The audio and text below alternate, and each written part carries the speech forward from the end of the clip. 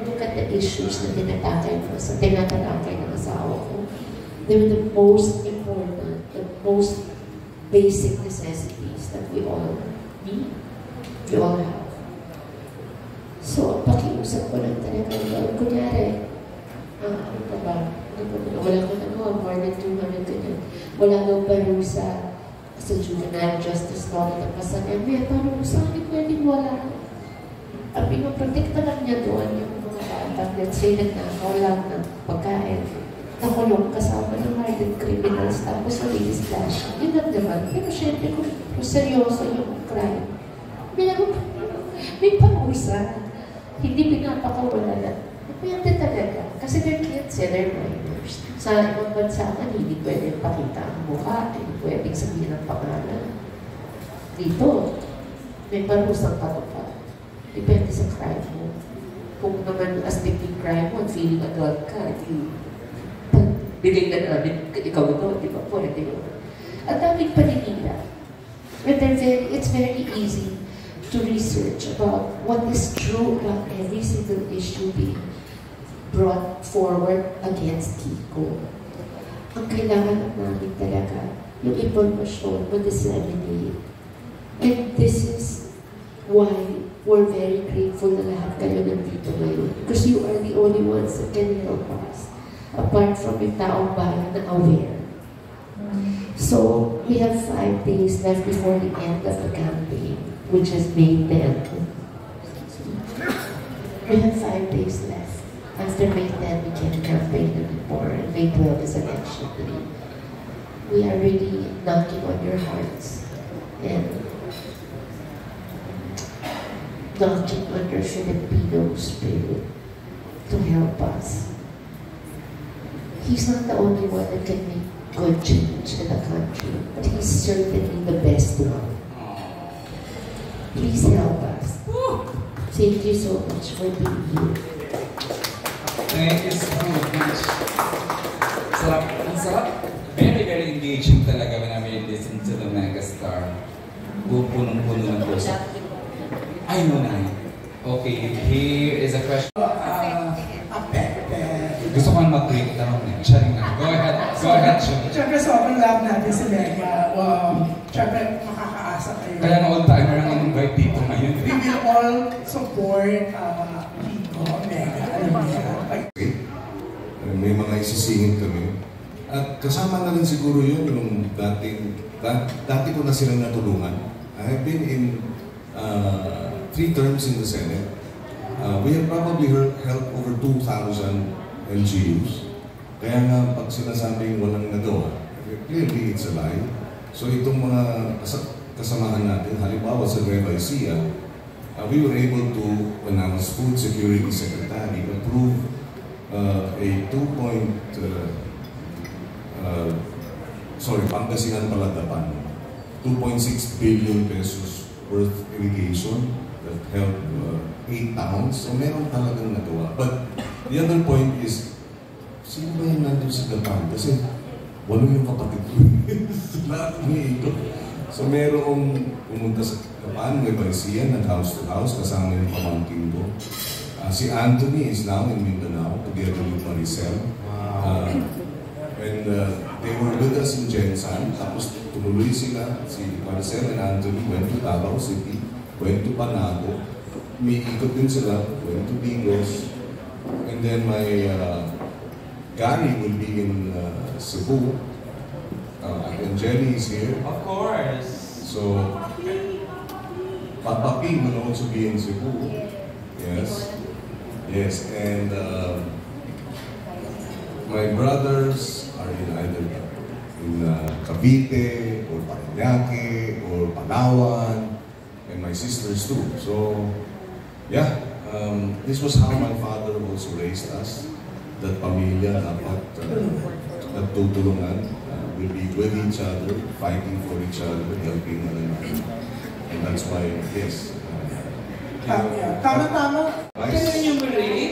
Vice, Okwang, Pinky Amador, Jed Madela, Rita Avila, Isa Calzado, Darren Espanto, Kenny Chong Lee, Roby Domingo, Jonah, Parokyan Edgar, River Maya, Ben and Ben also. They will be having a podcast on the 5th, May 5, today. Is it today? Yes, May 5 today. Julie, when is Ben and Ben? Today? Tonight? Yeah, they interviewed me. So, I thank them because hindi rin biro. Maraming natatakot because baka daw mabash, baka daw matroll.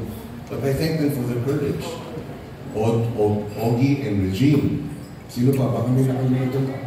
Ann Curtis. Janine Gutierrez. Maha Salvatore. Between Escalante. Nadine Ilustre also. And we expect more in the coming 5 days pa siguro open meeting about you know, hindi biro. Pero sabi ko nga, nagpapasalamat ako na sila'y matapang dahil yun ang gustong gawin ng troll sa atin. Matakot, manahimik, para sila ang mangingibabaw.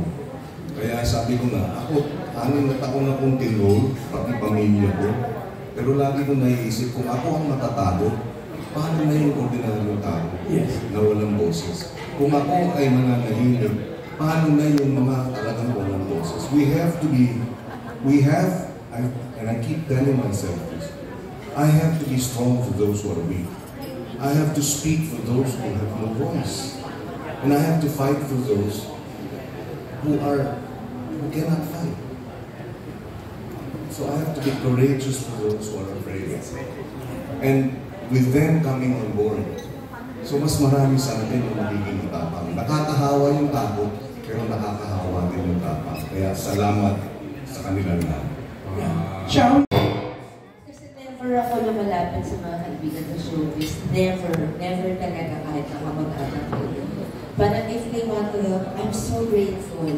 Kasi gusto ko rin makita yung face nila in Kiko.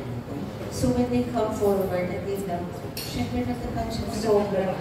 Lalo itong laban na ito, parang ito yung pinaka-challenging sa amin since tumakbo siya, since he started running. Over 20 years ago. Ito yung pinaka-mahirap. So the people that have come forward, some of them na hindi ko na-expect. Yung half ini-expect kong magsabi sa akin na natulong po kami, wala. So, okay lang, at least, di ba? So, yung mga nagmamalat kami sa akin, sobrang ako. Judy Ann and Ryan pala, naku, since the beginning. Ito pa pala, sorry. I want to mention yes, please, give us a chance. OG Diaz, Mama Loy, Leo Martinez, John Marcilia, Neri Naik, Jim Paredes, Maylene Dizon, Pia Magalona, Victoria, Cookie Chua, Bayang Barrios, Angel Aquino, Olive Isidro, Jake Ejercito, Aya Fernandez, Josa Poco, DJ Suzy, Saab Magalona, Justin Dizon, Julina Madangal, Elmo and Arkin Magalona, and the others I mentioned. So thank you for all their support and their bravery and their courage to stand up. Because what we're fighting for really is the future of our country. I remember meeting Chak Chak. I met him before. He's 5 years old, campaigning for me. And then the boy, just last night, I'm sorry. Yeah. And I said, do you know why I'm here? Do you know why I'm here? Because I'm fighting for your future. Because we can't give up on our children. Because we love our children and we want a better future for them. So paglalaban natin yung mga mahal natin sa buhay. Yes, si Venice. She was 11 2 years ago, 2022. In Boac, I met her. She's 13 now. And the moment I saw her, she started to tear up. And then she cried. Why? She campaigned so hard for us in 2022 and Nikito. And she was so hurt. And I told her, sabi ko sa kanya, I know it's painful. Sabi ko, alam ko, nasaktan ka dahil masakit yung mabigo. Pero hindi tayo dapat tumigil ng pagmamahal. Kaya natin ginawa yan, tumakbo dahil mahal natin ang ating bansa, kaya ka lumaban dahil gusto mo ng mas magandang kinabukasan. Pero dahil nabigo tayo, hindi ibig sabihin hindi na tayo magmamahal ulit. We have to keep fighting for our country. We cannot give up. And that's why I'm running. Si Tatang Nek, who's now 91, is a farmer, has been farming for the last, since he was 20, 70 plus years. He's still poor. From 5 hectares, 1 hektare na lang ang kanyang sinasaka. Tapos, baon pa sa utang. 3 silang magsasaka na nakausap ko from San Simon, Pampanga. Na-depress siya nung natalo kami 1 week. Pero nung nakausap ko silang 3 before the last campaign, Tatang Nek, Tatang Mame, and Tatang Peleng. 78 years old, 84 years old, and at that time, 88. And I asked them, gano'ng katagal na kayo nagsasaka? And all of them said, either teenager or 20 years old. Ang total number of years na sila yung nagpa-farming, combined, yung 3, was 186 years.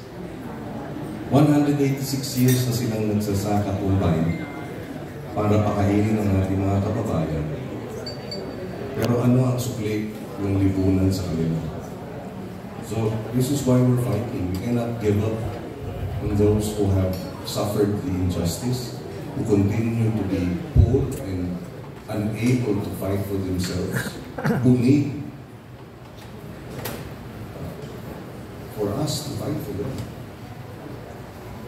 And we cannot give up. Sabi ko nga, tuloy lang. Yeah. Thank you, Sam.